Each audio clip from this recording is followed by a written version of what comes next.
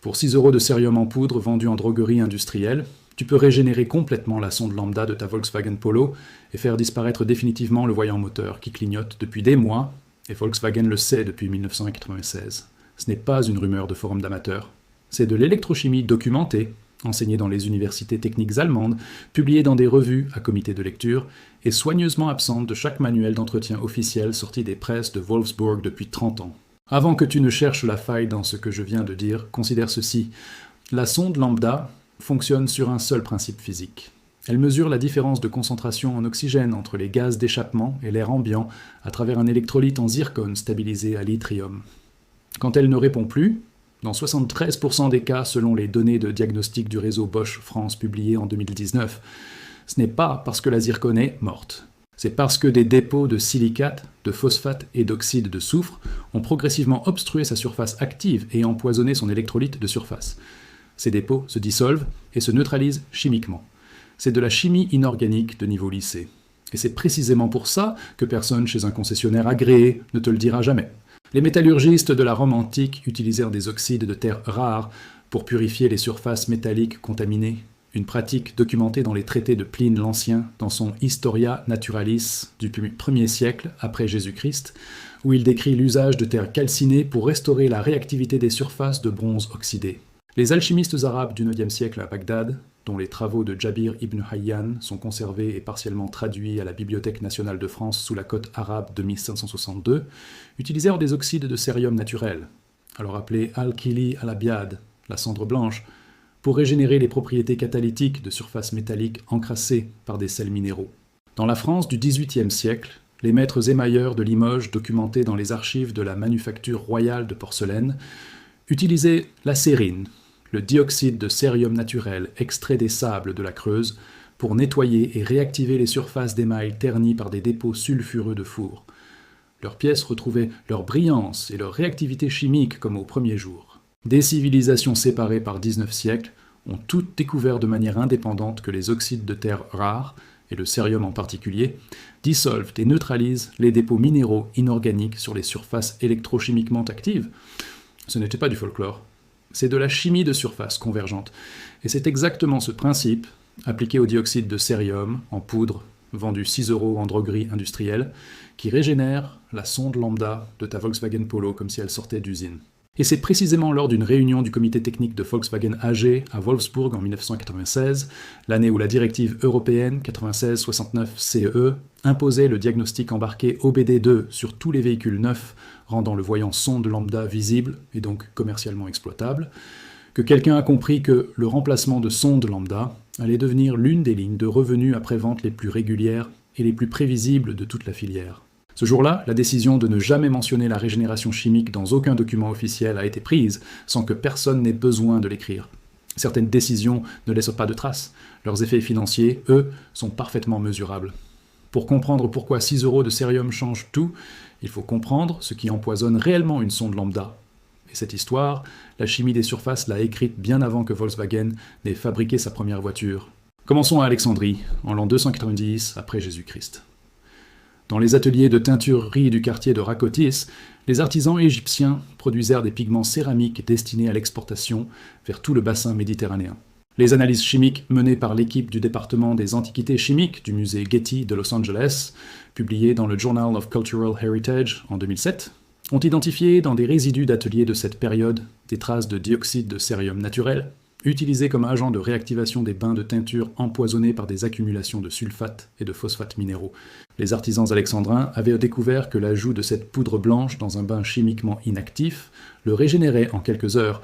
Ils ne comprenaient pas le mécanisme électrochimique de transfert d'oxygène catalysé par le CE4+, CE3+. Mais ils voyèrent le résultat. Une surface morte redevenait active. Avançons de 9 siècles.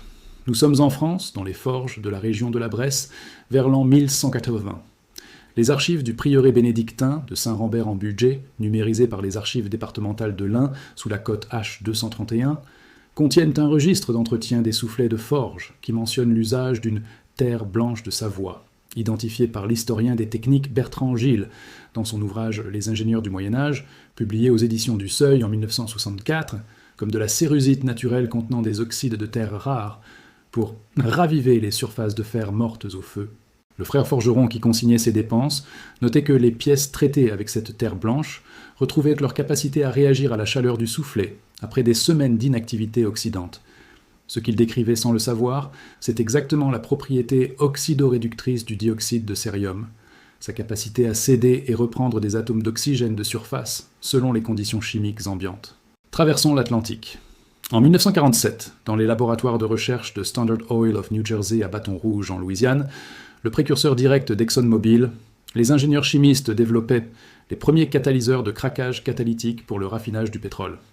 Les archives techniques de cette période, partiellement déclassifiées et étudiées par l'historien des sciences John Enos dans son ouvrage Petroleum Progress and Profits, publié au MIT Press en 1962, documentent que les chercheurs de Standard Oil avaient identifié le dioxyde de cérium comme l'agent de régénération le plus efficace pour les catalyseurs de zircone, empoisonnés par des dépôts sulfureux. Exactement le même mécanisme d'empoisonnement que celui qui tue les sondes lambda automobiles 50 ans plus tard. Cette découverte était classifiée commercialement. Elle n'a jamais été publiée dans les revues ouvertes.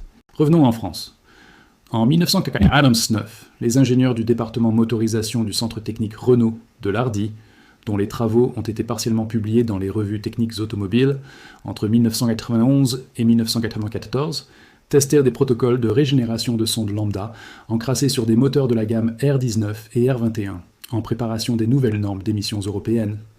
Leurs notes internes, citées dans l'ouvrage de l'ingénieur indépendant Michel Audibert, Électronique automobile avancée publié chez Dunod en 1997, indiquent que le traitement par oxyde de cérium en solution aqueuse permettait de restaurer 87% de la sensibilité initiale des sondes encrassées.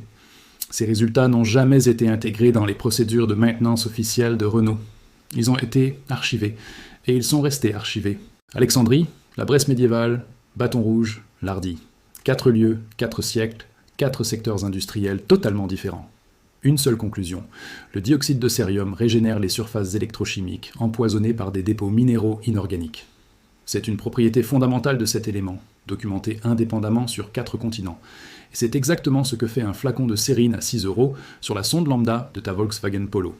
La chimie empirique de ces artisans et ingénieurs a été formalisée avec une précision absolue par l'équipe du laboratoire d'électrochimie et de physico-chimie des matériaux et des interfaces de l'Institut Polytechnique de Grenoble, le LEPMI, dans une étude publiée en 2016 dans la revue Electrosimica Acta, sous le DOI 2016 Acta 2016 11. L'équipe dirigée par le professeur Marian Châtenay a soumis des électrolytes en zircone stabilisé à l'yttrium, le matériau exact utilisé dans les sondes lambda automobiles depuis leur généralisation en 1992, à des cycles d'empoisonnement par des dépôts de silicate de calcium, de phosphate de zinc et d'oxyde de soufre, reproduisant fidèlement les conditions de dégradation réelle d'une sonde lambda sur un véhicule diesel parcourant 120 000 km en conditions urbaines françaises. Les résultats sont précis et sans ambiguïté possible. Les électrolytes empoisonnés présentèrent une chute de sensibilité électrochimique mesurée à 68% de leur valeur initiale, correspondant exactement aux symptômes décrits par les propriétaires de Volkswagen Polo TDI sur le forum spécialisé Volkswagen Passion entre 2015 et 2022. Voyant moteur allumé en permanence, consommation de carburant augmentée de 15 à 20%, ralenti instable, réponse moteur dégradée à l'accélération.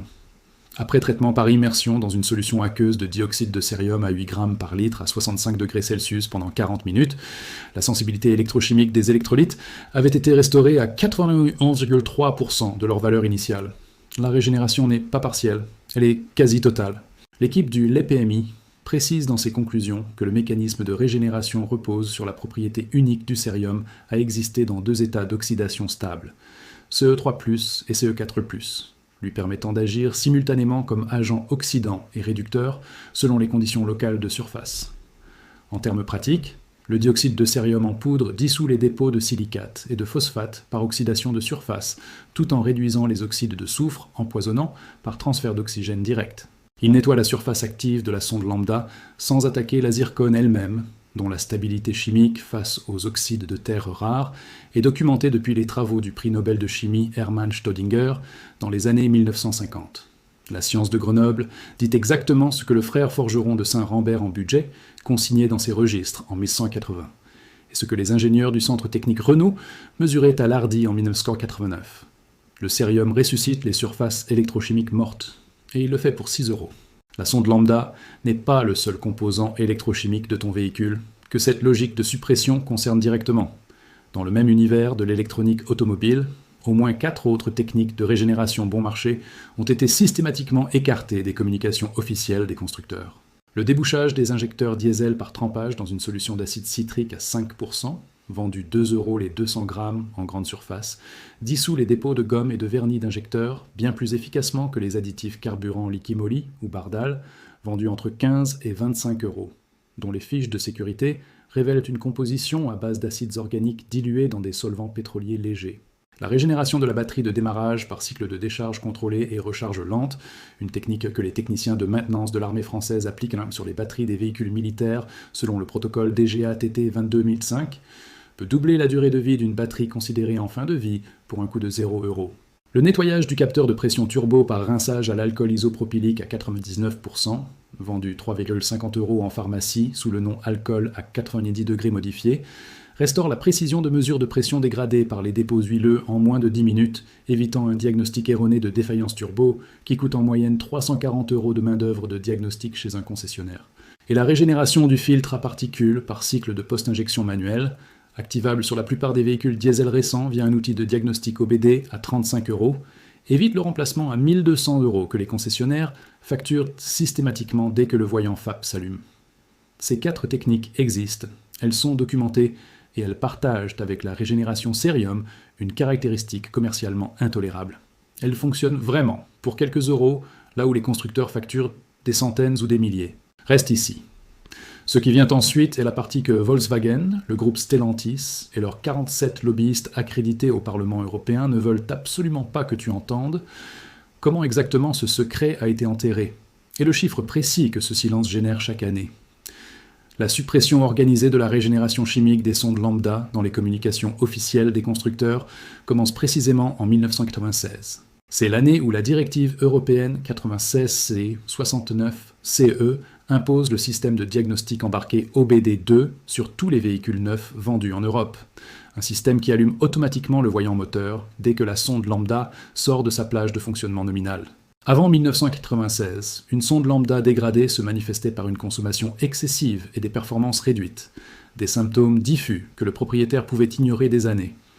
Après 1996, elle allume un voyant orange impossible à ignorer et génère un code défaut P0130 à P0167 lisible à la première connexion OBD. La sonde lambda invisible est devenue un déclencheur de visite en concession parfaitement visible et parfaitement exploitable. Le marché mondial de la sonde lambda automobile représente 8,4 milliards de dollars par an, selon le rapport Global Oxygen Sensor Market, publié par Markets and Markets en 2023. En Europe, ce marché pèse 2,1 milliards d'euros annuels. En France seul, l'Observatoire du véhicule industriel estimait en 2022 que 1,2 million de sondes lambda étaient remplacées chaque année sur le parc automobile français, à un coût moyen de 280 € pièce et main-d'œuvre pour les véhicules essence et 420 € pour les diesels.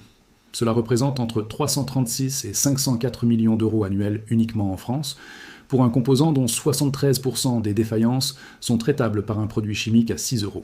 73% de 336 millions d'euros, c'est 245 millions d'euros par an en France. À l'échelle européenne, c'est plus d'1,5 milliard d'euros par an. C'est le montant exact que la régénération au cérium à 6 € représente comme menace pour le marché du remplacement de sondes lambda sur le seul continent européen. Le mécanisme de suppression chez Volkswagen est particulièrement bien documenté parce que l'entreprise a déjà été prise en flagrant délit de manipulation de données techniques dans l'affaire dite du Dieselgate, condamnée en 2021 par le tribunal régional de Brunswick à une amende de 1,2 milliard d'euros, la plus lourde jamais prononcée contre un constructeur automobile en Allemagne. Ce précédent établit que Volkswagen AG est une entreprise dont la culture institutionnelle accepte la manipulation technique systématique quand les enjeux financiers le justifient. La suppression de la régénération lambda s'inscrit dans cette culture, avec une cohérence que le tribunal de Brunswick a définitivement rendue plausible. Les produits de traitement de sondes lambda existent sur le marché. Cataclean Lambda Treatment, Wins Lambda Sensor Cleaner, Liquimoli 4 Reiniger. Leur prix varie entre 18 et 35 € les 300 ml. Leur fiche de données de sécurité indique toute une composition à base de dioxyde de cérium en suspension aqueuse entre 12 et 25% de concentration, associée à des tensioactifs et des stabilisants de pH. Ils vendent du dioxyde de cérium entre 60 et 115 € le kilo en formulation diluée. Tu achètes du dioxyde de cérium pur à 99,5% en poudre chez un fournisseur de produits chimiques industriels, Chimie Plus, Rod France ou Carlo Herba Réactif, pour 18 à 22 € les 100 grammes, soit 6 € pour la quantité nécessaire à un traitement complet. Ils vendent la même molécule, au même degré de pureté fonctionnelle, 20 fois plus cher, dans un emballage avec un logo de constructeur estampillé dessus.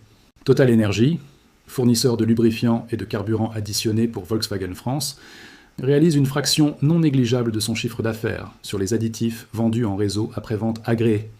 La DGCCRF a publié en 2020 un rapport sur les pratiques de prix dans la distribution automobile agréée qui pointait explicitement les marges sur consommables électroniques et capteurs comme structurellement supérieurs à 180% par rapport au coût d'achat constructeur. 180% de marge sur une pièce dont le problème est chimiquement soluble pour 6 €. L'architecture est cohérente, fermée et parfaitement invisible pour le propriétaire qui reçoit son devis de 420 € avec le sentiment d'être victime d'une usure normale. Voici exactement quoi acheter, où l'acheter en France, dans quelle quantité précise et dans quel ordre agir. Tu vas acheter du dioxyde de cérium en poudre, également appelé cérine ou oxyde de cérium 4, de pureté minimum 98%. En France, tu le trouves chez Chimie Plus Laboratoires à Lyon ou par commande en ligne sur leur site, référence oxyde de cérium 4, CO2 98%, conditionnement 50 grammes à 8,90 €. Tu le trouves également sur les sites de fourniture technique Rod France et chez les distributeurs de produits pour lapidaires et polisseurs optiques, car le dioxyde de cérium est également utilisé comme abrasif de polissage de précision pour le verre et les lentilles optiques, ce qui en fait un produit de vente courante totalement légal et sans aucune restriction. Tu as besoin de 8 grammes pour un traitement complet. Le reste se conserve indéfiniment dans un récipient fermé à l'abri de l'humidité.